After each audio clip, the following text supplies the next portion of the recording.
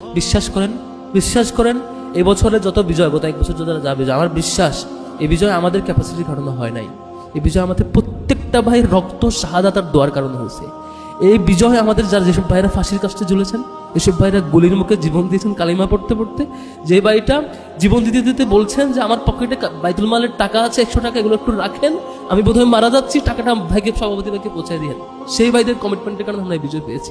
আমাদের এই ভাইদের বিজয়গুলো আমাদের ক্যাপাসিটির কারণে হয় নাই।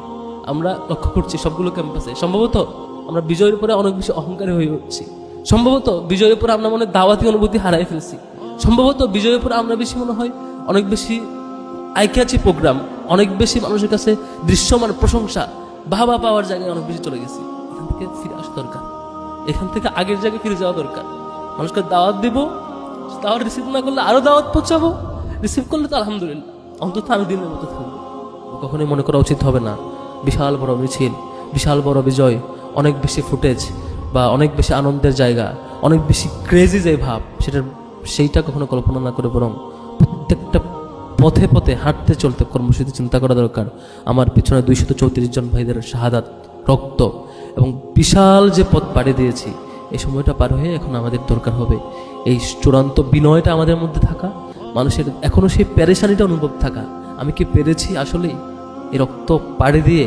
এখন যে অবারিত সুযোগ, আমার আগের ভাইটা তো ক্যাম্পাসে পরিচয় দিতে পারতো না, আমি কি প্রত্যেকটা মানুষের কাছে দাওয়াত পৌঁছাতে পারি?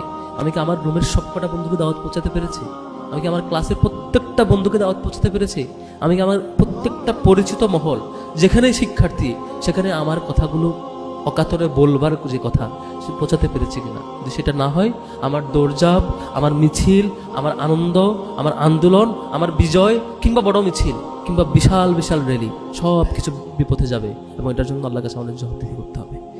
13-14 সালের কঠিন সময়গুলোতে আমার এখনো মনে পড়ে, চট্টগ্রামে ছিলাম, এক ভাইকে দিন দুপুরে ওসি প্রদীপ কুমার দাস, সে দিন দুপুরে রাস্তার মোড়ে একেবারে তুই শিবির করজ বলে মাথার এই পাট থেকে এই পাটে গুলি মেরে রাস্তায় হত্যা করে শহীদ করে। এবার ত্যাগগুলো আমরা কই রাখবো? আমরা যদি এই অনেক বেশি বিজয় এবং ধারাবাহিক এই আনন্দের জায়গায় এগুলো হারিয়ে ফিরে সম্ভবত আমরা ভুল করবো। সম্মানিত ভাইয়েরা, আমাদের এই কাফেলায় কেন্দ্রীয় সভাপতি থেকে শুরু করে একদম কর্মী পর্যায় পর্যন্ত কেউ কোনো লেভেলের স্যাক্রিফাইসে কখনো কার্পণ্য করে নাই। জীবন দেওয়া থেকে শুরু করে, ক্যারিয়ার স্যাক্রিফাইস থেকে শুরু করে, ফ্যামিলির সকল রকমের স্যাক্রিফাইস। আমাদের দায়িত্বশীলদেরকে ঘর বাড়ি বুলডোজার দিয়ে ভেঙে ফেলা হয়েছে, জায়গা জমিন দখল করে এখানে অন্য কিছু করা হয়েছে, ফ্যামিলির পিতামাতাকে উঠিয়ে নিয়ে গিয়ে আয়না করে নিয়ে যাওয়া হয়েছে, ছেলেকে না পেয়ে বাবাকে ছাদ থেকে ফেলে দিয়ে হত্যা করা হয়েছে, ছেলেকে না পেয়ে তার ছোট ভাইকে হত্যা করা হয়েছে, অ্যারেস্ট করা হয়েছে,